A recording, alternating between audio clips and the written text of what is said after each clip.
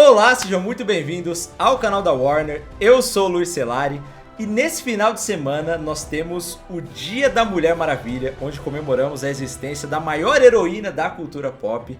E para falar sobre a Mulher Maravilha, não tinha uma pessoa melhor para vir aqui do que alguém que conheceu a Mulher Maravilha, que conhece a Patty Jenkins, que é a diretora, que já conversou com elas. Enfim, eu trouxe a Mulher Maravilha brasileira da Warner, Valentina Pulgarim. E aí, Valentina? Gente! Oi, Luiz! Oi, gente! Tudo Tô muito bem? feliz que o Luiz me chamou finalmente pra esse rolê. Aê, Brasil! Venci!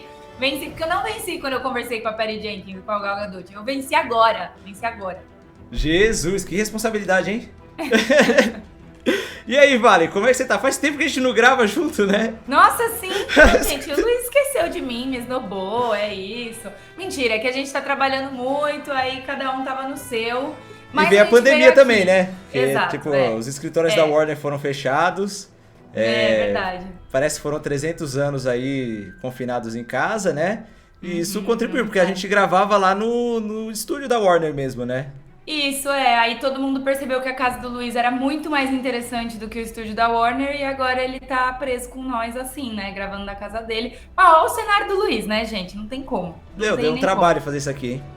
Eu imagino, a gente tava fofocando disso antes, galera. Mas sim. Não, o seu cenário tá legal também, estatueta do Oscar, tem aquela claquete que veio no pacote do Snyder Cut, né? A minha também. Mas ó, isso aqui é o meu favorito, que eu tô agora pendurando os meus crachás de acesso para as entrevistas que eu faço, ó. Essa aqui foi a da Comic Con desse ano, a de Adão Negro. Ah, então você já viu Adão Negro? Já, mas eu só vou contar pra você, segredo nosso. Tá bom, não, depois da gravação a gente fala sobre. Porque senão a Warner, ó, me dá bronca, hein? Aí aqui tem Dumbledore, tem tudo. Enfim, essa é a minha parte favorita agora. E logo mais vai chegar um aí, né? Porque a Patty Jenkins já confirmou que terminou de escrever o roteiro do Mulher Maravilha 3, né? Cara, que eu fiquei aliviada, sabia? Você não fica aliviado quando eles avisam isso? Porque quando o roteiro fica pronto, aí você fala, beleza, tá andando isso aqui. Assim, ela falou que terminou de escrever, né? Ela não falou que foi aprovado. Que aí são verdade. Outros 500, eu acho, né? Mas então, eu lembro viu que Pode falar. Não, fala. Você viu a declaração que ela deu? Que ela falou, tipo, numa palestra, né? Tipo, por acaso, essa semana eu terminei de escrever o roteiro. E aí ela deixou um spoiler, né? Jogou um gostinho, assim, de que ela falou...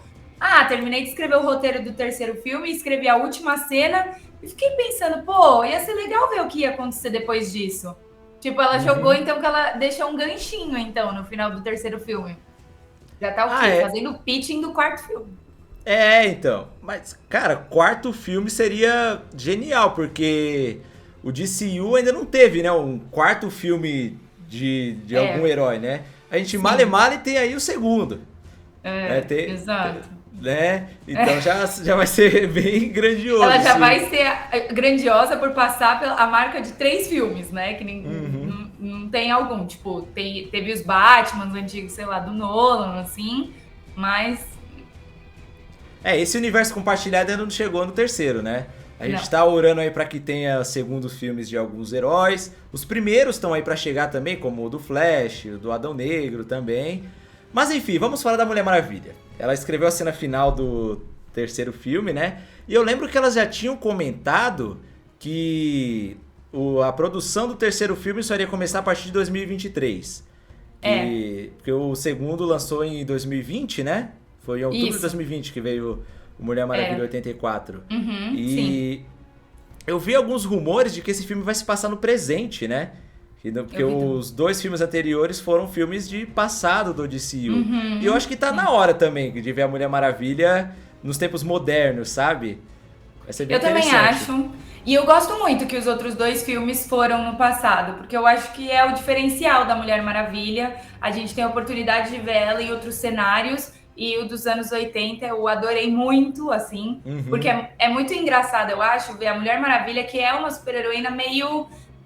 simples, tipo, ela é muito sobre a moral dela e os valores dela, isso norteia ela. E aí os anos 80 que eles colocam no filme é uma época muito exagerada dos Estados Unidos. Sim. Que as pessoas usam roupa muito espalhafatosa, cabelo infladão, assim. Então é engraçado ver essa comparação dela sendo muito, tipo, plena, tranquila, e os anos 80, tipo, compras, capitalismo, Pedro Pascal sendo vilão, não sei o quê. E aí eu tô animada agora pra ver. Ela meio que combina muito com atualmente, assim, sabe? Se bem que hoje em dia a loucura é diferente, né? Que é mais sobre a conexão, sobre a internet, sobre o celular em todo lugar. Então acho que vai ser legal também ver isso. Eu tô animada. Nossa, eu tô animado, sabe por quê? O próprio segundo filme já deixou um gancho bem legal, que foi a aparição da Lynda Carter, né? Pra quem não sabe, a Lynda Carter foi a Mulher Maravilha da série lá dos anos 70, e agora ela aparece como uma outra personagem no DCU, que é a Astéria. Né? Que foi uma Amazona lá do passado, que se sacrificou. E, cara, o que eu acho mais legal na Mulher Maravilha, não só falando de DCU agora, mas de toda a mitologia dela, é que ela já era uma mulher muito importante para a Liga da Justiça, tá ali entre os 3 principais, numa época que não se falava muito em representatividade feminina, né? Porque eu lembro uma coisa que ficou muito fixa na minha cabeça, que eu percebi desde que eu era criança, é que todas as heroínas mulheres eram tipo versões dos homens, tipo a Supergirl, é uma versão feminina do Superman, a Batgirl, Batwoman e tudo mais.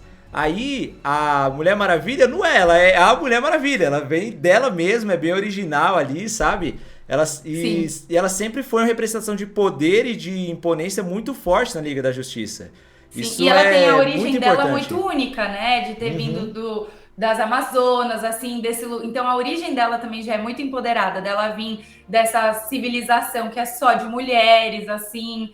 Eu acho ela muito completa, muito perfeita. E você comentou da Lynda Carter. Eu tô muito animada porque eu sinto que a Lynda Carter talvez tenha um papel mais interessante no terceiro filme. Eu sinto que talvez a Patty Jenkins puxe ela de volta, porque eu acho que nós fãs, a gente ama quando tem essas escalações de atores que tem algo a ver, assim, né, do passado. Não sei se é porque eu e o Luiz, a gente também tá muito acostumado em consumir as séries da DC que eram da TV, né? Então, por exemplo, isso era muito comum. A Lynda Carter já apareceu em Supergirl, por exemplo, também. Porque é uma referência muito legal. Então, eu amei quando ela apareceu. Nossa, eu não tava esperando. E eu tô torcendo muito pra ela ser bem importante. E ela é uma ótima atriz. E ela tem essa postura, assim, de... Eu fui a Mulher Maravilha, né, galera? Me respeita. Eu acho que essa coisa da DC é algo que agora tá muito em alta, né? Nostalgia, eles trazendo atores que foram versões anteriores e tal. Toda a cultura pop tá fazendo isso. Mas como você falou, a DC faz isso desde sempre. A gente teve o Christopher Reeve aparecendo na segunda temporada de Smallville. Sendo ali o cara que... é muito bom. Tem uma cena do Christopher Reeve que eu não sei se você vai lembrar. Que ele... É na segunda temporada. Ele que conta pro Clark a origem dele. Ele conta que ele é um kryptoniano. Sim. Cara, olha o peso disso. E a DC fazendo isso em 2002. Sim. E o Christopher Reeve tem a mesma energia da Lynda Carter. De ter essa coisa assim, tipo... Meu bem, eu sou o Superman, né? Tipo, o maior, assim. Nossa... Eu amo isso. Pra mim, podia rolar isso em todos os filmes. Porque, assim, vamos combinar, tipo, na DC, ultimamente, assim, quando a gente tenta falar sobre os crossovers dos personagens mesmo, não é sempre que tá dando certo, né? Às vezes os e-mails corretos não estão sendo mandados, não sei o que tá acontecendo. Então, talvez isso daí já pode acalmar o nosso coração, né? Pegar os atores antigos, que nem a gente tava vendo a movimentação do Michael Keaton também, né? De ser o Batman dessa nova fase da DC, que eu adorei. O primeiro anúncio que apareceu de que o Michael Keaton ia estar no filme do Flash, eu tava... Partiu, bora. Mas vamos ver o que vai acontecer. E eu não sei como eles perderam a oportunidade de fazer uma Liga da Justiça lá nos anos 90. Christopher Reeve, Lynda Carter, Michael Keaton... Pega o John Wesley Shipp de Flash também, que aparece na série do Flash, que é o pai do Barry, é o Jay Garrick.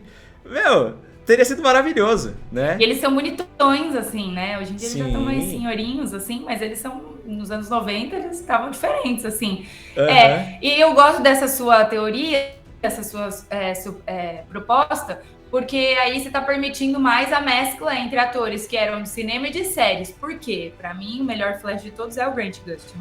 Valentina, obrigado por se juntar ao movimento. Não tem o que fazer, gente. É porque assim, eu tô fundando um movimento aqui no Brasil que é Grant Gustin no DCU. Entendeu? Pelo amor de Deus, gente. O Grant Gustin, ele assim, eu fico assim meio com medo, porque tem que pagar bem esse homem, porque ele tá com uma filha e um filho, não lembro o gênero. É uma filha. Uma filha. Ele tá com filhos aí na vida, né? Então, assim, eu sei que ele tá com outras prioridades na vida, mas assim, pagando bem, sair de casa pra gravar um filme é ok, entendeu? Enfim, gente, era sobre Mulher Maravilha, mas a gente fala... Não, mas Mulher Maravilha engloba tudo isso, né? Porque, ela, voltando agora um pouquinho a falar sobre ela, o que eu acho mais legal também é da origem dela. Porque... se eu não me engano, o mesmo cara que criou a Mulher Maravilha para os quadrinhos foi quem criou o Polígrafo, né? Que era aquele... eu não sabia disso. Então, o mesmo cara que criou o Polígrafo foi quem criou a Mulher Maravilha para os quadrinhos. Por isso o conceito do Laço da Verdade. Que o Laço da Verdade... Eu não sabia. O que eu sei é que ele era meio tipo um lorde, assim, né? Tipo, ele é de uma família real, tipo um menino... ricaço, assim, da Inglaterra, se eu não me engano. Sim. E aí ele já tinha uma família com muita estrutura, muitos privilégios, mas ele não se encaixava no caminho que a família dele queria que ele tivesse. E aí ele hoje em dia ele é conhecido por isso, porque ele criou a Mulher Maravilha, né? Uma personagem feminina ainda por cima. E você vê, o rico ele tem opção, né? Porque o cara pode virar um cientista, criar um polígrafo e criar uma personagem de quadrinho. Pode fazer qualquer coisa na vida.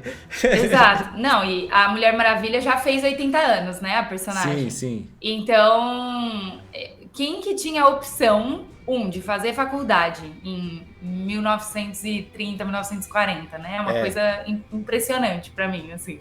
Então, assim, o cara realmente tava fora da curva, né? E ela é uma heroína, como a gente tava falando aqui, muito importante por questão de representatividade dentro da DC e tudo mais. Só que ela é muito importante também pra construção desse universo da Liga da Justiça, né? A postura que ela tem ali com a galera, a gente vê nos filmes, por exemplo, no filme da Liga da Justiça. Ela era a mais velha ali, ela que era o ponto de conexão entre o pessoal, né? E o posto de razão, né? Normalmente eu sinto que a Diana, ela é muito colocada nessa posição de a pessoa mais centrada, a pessoa com mais bom senso, né? Que às vezes também é muito colocado na figura feminina, né? Porque quase que vira uma mãe do rolê, né? Mas assim, a personagem também não é perfeita. Tudo bem. Mas eu ainda acho ela ótima, assim. Porque, por exemplo, na primeira aparição dela, que, se eu não me engano, foi no filme do Batman vs Superman, né? Sim. Ela tá ali, entrando, meio que cuidando das duas crianças que estão tretando, né? Tipo então, isso. Tá bom, assim. Mas é porque eu sinto que, como ela é muito mais velha, né? Ela tem 5.000 anos de idade. Sim. Ela tem ensinamentos ali dos deuses gregos e tudo mais. Sim. Então, não dá pra você comparar a sabedoria de uma pessoa de 5.000 anos... que estudou tudo com, sei lá, de 30. E com um alienígena. E, pô, tem uma cena do Cyborg no filme da Liga da Justiça que eu lembro muito, que o Barry fala, pô, será que ela gosta de novinhos? Aí o Cyborg fala, pra ela todo mundo é novinho, cara. É muito bom mesmo.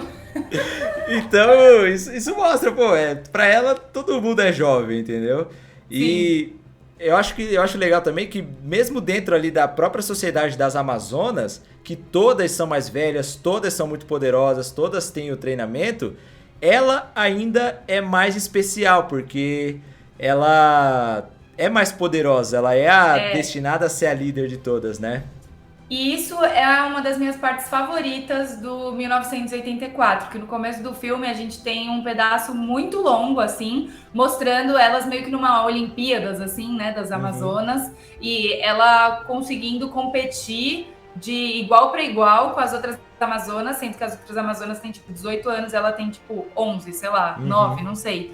Então, eu acho que eu lembro quando o filme começou, foi uma das coisas que eu mais amei, porque nos quadrinhos a gente vê muitas histórias de origem da Diana, ou pelo menos muitas primeiras missões dela. Pelo menos os que eu tenho são muito... Eu gosto muito desse tipo de quadrinho, assim, de história de origem ou de primeiras missões. E aí faltava isso pra mim no filme, sabe? Nos filmes em geral. Porque eu adoro ver também origem nos filmes. Aí quando colocaram isso no 1984, eu falei, sim, Sim, sim, sim, sim. Porque acho que era bom para todo mundo ver que ela era especial. E você comentou, né, das Amazonas, a gente tá falando muito da Diana, mas às vezes, né, no mundo dos quadrinhos vão aparecendo outras Mulheres Maravilhas, assim. Sim, E eu sim. acho que isso dá muito certo com vários super-heróis, né, enfim. Mas dá muito certo porque a história de origem dela é muito redondinha, é muito boa. Então, partindo disso, também saem outros, tipo a Mulher Maravilha brasileira, né, que Uhum. saiu nos quadrinhos, até começou a ter uns bafafás, assim, uns boatos de que ela ia virar uma série solo, assim, na TV, É. mas acabou não virando. Mas eu até trouxe aqui porque eu tenho esse quadrinho com Sim, esse muita honra. primeiro da Yara Flor, né? Eu li ele Isso, também, é bom é muito demais. bom. E é legal, né? Porque aí ela é amazona, mas, tipo, ela também é do Amazonas mesmo. É, gostei do trocadilho que o pessoal fez. É, exato. E a gente tem também não só essa moça, a Mulher Maravilha brasileira, né? Aham. Mas a gente tem versões mais novas, como versões da Wonder Girl, né? A mais conhecida é a Donna Troy, que tá na série Titãs agora, que ela é metade humana, metade amazona. Tem a irmã Sim. dela, a Núbia, também, né? Que aparece em algumas histórias. Você chegou Nossa, a eu conhecer adoro. já? Nossa, eu quero Aham. muito ver ela no cinema, cara. Você Ia tem ser uma bem legal. favorita, assim, fora da Diana? Fora a Diana, eu, assim, sempre foi a Donna Troy. Ver as Aham. histórias da Moça Maravilha, eu sempre achei. Eu gosto dela na série Titãs, que a gente tem também. Só Sim. que acho que agora é Yara Flor, né? Não sei se é questão de representatividade, que é brasileira, né? Aí você fala, pô, Boa. vamos lá, meu país. Qualquer brasileiro que você vê na DC assim já é uma vibração, né? É, eu também Inclu sou time Era Flor agora. e é bem legal isso daí que você falou da Mulher Maravilha, porque realmente eles anunciaram o filme da Mulher Maravilha no meio daqueles dois, né? Pô, Liga da Justiça e tal. É, E comparando, é o melhor filme que a DC lançou nessa época. sim. Se a O gente primeiro, pega. principalmente, né? Que o primeiro foi Uhum. muito redondinho e rendeu muito dinheiro, de fato, né? Tipo, Mulher Maravilha foi melhor do que o Liga da Justiça? Será? Tenho De que olhar agora. bilheteria, deixa eu conferir Não aqui. sei. É 822 milhões de dólares. Sim, isso é bem. Isso é bom. Não, assim, quando você olha ela pessoalmente, ela parece mesmo a Mulher Maravilha? Você, olha, Sim, você sente que você tá na frente de uma sim. Amazona ali? Sim, Ela é a porque no representação filme mesmo? ela não tá tão maquiadona, né? Ela não tá tão diferente no filme. O cabelo dela tá Verdade. igual. Então, porque tem alguns atores que quando você vê na vida real, tipo o Pedro Pascal, por exemplo, que tá no segundo filme, né? Que é Uhum. o vilão, o Maxwell. Ele tá todo diferente, um cabelo lambido, diferentão, e ele na vida real, ele é outra pessoa, ele é um cara É. sussa que faz um risoto na casa dele, assim. Uhum. Então, é estranho, né? Já a Gal Gadot e a Mulher Maravilha elas são muito parecidas fisicamente, tipo, o jeito que a Mulher Maravilha é muito simples, né? Então, Uhum. iguais. Só que uma surpresa para mim, quando eu entrevistei a Gal Gadot e quando eu tava pesquisando sobre ela e vendo várias entrevistas dela, é que a Gal Gadot tem uma veia cômica. Que isso a Mulher Hum. Maravilha não tem, né? De jeito É. nenhum. Pelo amor de Deus, ainda bem, porque não é para ter. Mas a Uhum. Gal Gadot, inclusive, faz sentido para mim quando ela fez um filme com Ryan Reynolds. Porque eles têm esse mesmo tipo de humor sarcástico, sabe? Hum. Então, na minha entrevista com ela, a gente até teve umas conversas que eram mais assim de tirar, fazer piada, assim, porque quando eu entrevistei ela, a gente só tinha visto o trailer. Tipo, era a única coisa que tinha Hum. saído. Eu não tinha assistido o filme ainda, porque era 2019. Ah, foi na Então, CXP 2019, né? exato. Então é muito limitado o que você consegue perguntar e tal, porque não saiu nada e você não assistiu o filme, você não pensou em nada seu, né?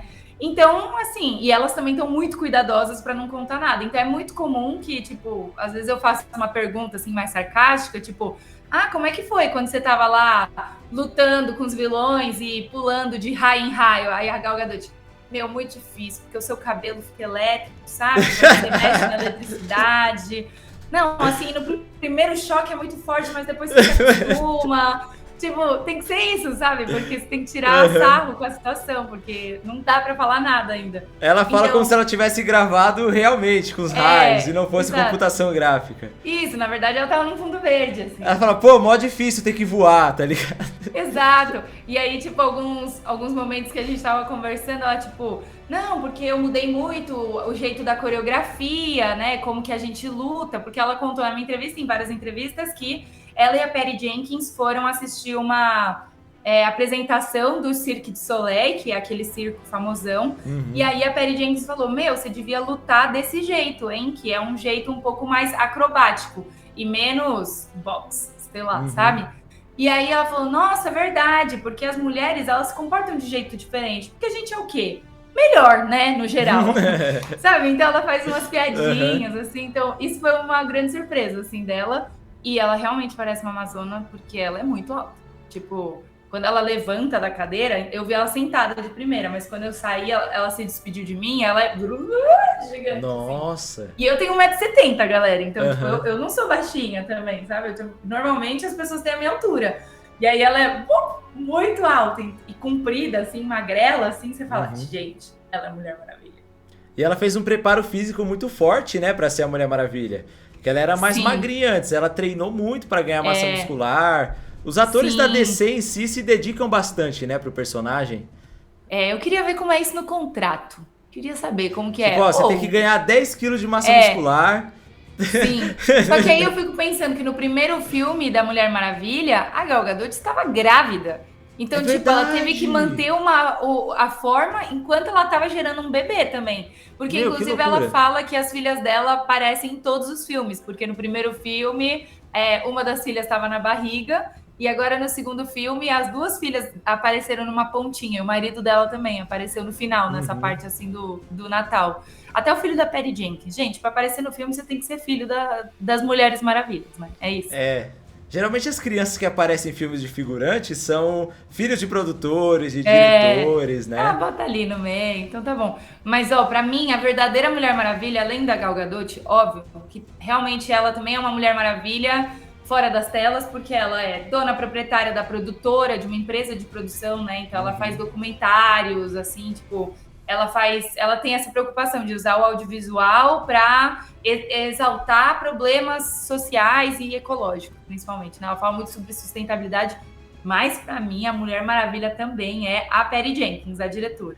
E Valen, sabe uma coisa que é muito louca na DC, se a gente parar pra pensar? Eu não sei se a galera refletiu já sobre isso, que tudo que acontece dentro das histórias da DC, desse universo que a gente tem, meio que acontece fora também, nos filmes, né? Por exemplo, que nem a Mulher Maravilha. É o filme da Mulher Maravilha que tem uma mulher produzindo, a Patty Jenkins dirigindo, escrevendo o roteiro. E isso, lá em 2017, quando começou a ter o filme, não era muito comum igual é hoje, né? A gente tem, por exemplo... Vou citar pra você esse exemplo, vamos ver se você vai lembrar. Lá no filme Homem de Aço, lá no primeiro filme do DCU, quando o Jor-El fala pro Clark... Você vai ser mandado para esse universo, só que aí pessoas vão te perseguir, você vai arrumar inimigos e tudo mais, só que no fim você os guiará pela luz. Você vai ter uma jornada difícil, mas vai dar tudo certo, né, no final. E essa jornada difícil que ele cita foi o que a gente viveu nesses bastidores nos últimos anos, né? Vou citar outro paralelo para você, o Flash. O Flash é o responsável por destruir a linha do tempo da DC, né? Nossa, total. Entendeu? Quem é que destrói? E quem é que tá destruindo a linha do tempo dos lançamentos da DC? É um tal de Ezra Miller aí. Nossa, sim! Meu Deus do céu, sim! Tá estragando a linha do tempo dos lançamentos dos filmes, inclusive. E toda essa fusão, na DC a gente tem universos colidindo e se fundindo e criando um novo universo. E a gente tá vendo isso acontecer com as empresas também, né? A Warner se funde com a empresa lá, aí muda os rumos do que vai acontecer no DCU, muda tudo que vai acontecer nos filmes, aí, já criou um novo universo DC que mudou por conta de tudo isso. Então, e no meio de tudo isso, a Mulher Maravilha, que sempre representou essa parte de ser centrada ali na DC, de, os valores dela não são negociáveis, ela é sempre a razão ali que guia todo mundo, também se reflete, porque no meio de toda essa loucura que estava tendo nos anos anteriores, o filme da Mulher Maravilha foi o melhor de bilheteria, o melhor de crítica, garantiu o segundo filme. O segundo filme veio desse tempo de crise ali pra dar essa alegria pra gente, né? E agora ela já tá com o terceiro confirmado. Muito, muito, muito real. Nossa, eu tô chocada. Cara, que louco. Loucura, né? Sim. Não, e é muito doido, porque a gente vê também os paralelos dos heróis, assim, porque, assim, a Mulher Maravilha, ela se protege muito, né, no filme dela. E isso é real, ela tá se mantendo bem, né, ao longo dos anos, e ela já tá aí no terceiro filme, mas também não é que ela tá, assim, deixando a bagunça dos outros heróis entrarem no filme dela, né, porque o filme dela é bem protegido, assim, eu sinto. Só que você tava me contando antes aqui, atrás das câmeras, que tem os boatos, rumores, só rumores, né? De que talvez ela faça uma participação em Shazam 2.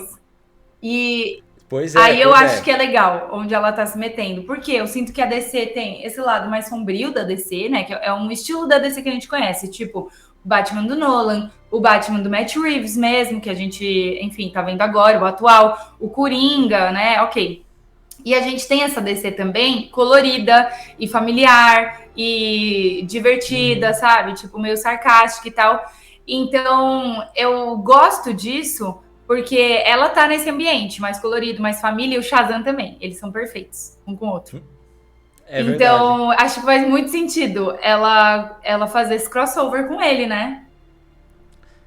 Então, os rumores que tem é de que o Billy Batson teria meio que um sonho com a Mulher Maravilha. Combina muito com ele, porque ele é muito um adolescente ele estaria tipo numa mesa, num encontro. É adolescente, né, e tal. Aí ele estaria no encontro com ela ali, numa mesa de restaurante e tudo mais. E aí depois do final do filme, na batalha ali, apareceria a Mulher Maravilha mesmo. O que faz muito sentido, porque os dois, eles têm essas ligações com os deuses gregos, né? Na verdade, toda a DC, ela é bem inspirada em deuses gregos, né? Mas o dos dois é muito óbvio. Porque o do Shazam, quando ele fala Shazam, vem o poder, aquelas runas, né? Até que eles usam, assim, meio que tem a ver com os deuses gregos também. Nossa. Sim, cada letra é o nome de um deus grego que ele puxa o poder, né? A sabedoria de Salomão, o poder, a velocidade de Hermes, né? Cada letra ali é um deus que traz um poder para ele. E tem também, e a Mulher Maravilha, ela foi criada por Zeus, né? Na verdade, todas as Amazonas foram criadas por Zeus na Terra, né? E a mãe dela, que é a rainha das Amazonas, criou ela a partir do barro, criou e implorou para Zeus dar vida para ela. Incrível. Daí que ela vem, já é uma origem totalmente diferente, né, das outras Amazonas. Dos outros heróis também, né? Porque todos os outros heróis, eles normalmente têm um nascimento mais natural, assim. Nasce, aí a mãe é morta, aí vira órfão, aí ganha poder, aí... Exato. Tipo um acidente químico, ou vira um bilionário. Exato. E o dela era predestinado para ela ser essa deusa que a gente conhece. Porque é isso, eu acho.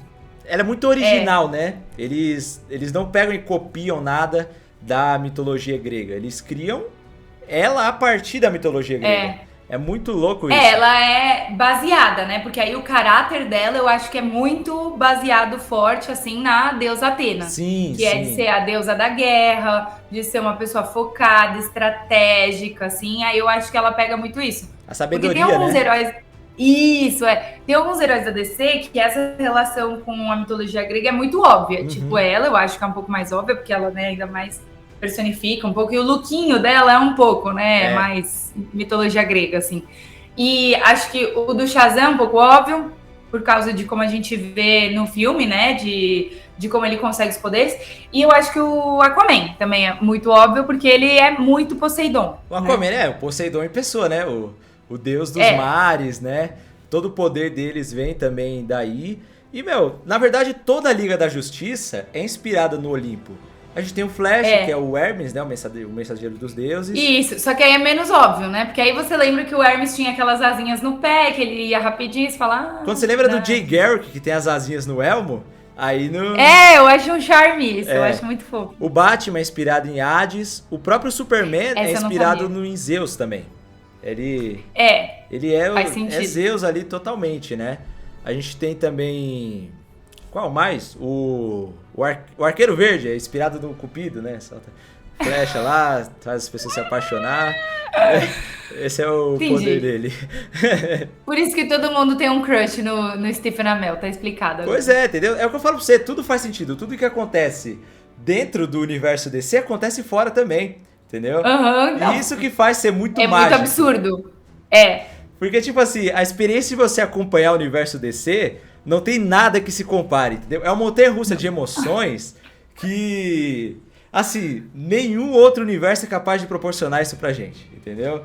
Talvez ali quem acompanha futebol e tem um time meio complicado, assim, tipo quem torce pro Santos. Não, qual é o seu time? Quem torce pro São Paulo.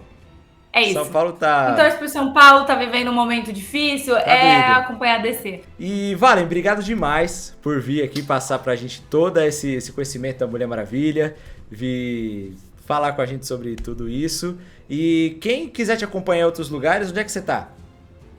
Bom, gente, pra quem ainda não me conhecia, como Luiz, eu também sou assalariada da Warner, também trabalho na Warner. Então, pra vocês me encontrarem, vocês podem me encontrar neste canal do YouTube mesmo, aqui na Warner, porque eu tenho o privilégio de trabalhar entrevistando atrizes e atores dos filmes e das séries. Então, a gente sempre posta aqui o Inside Warner, que é esse programa de entrevistas.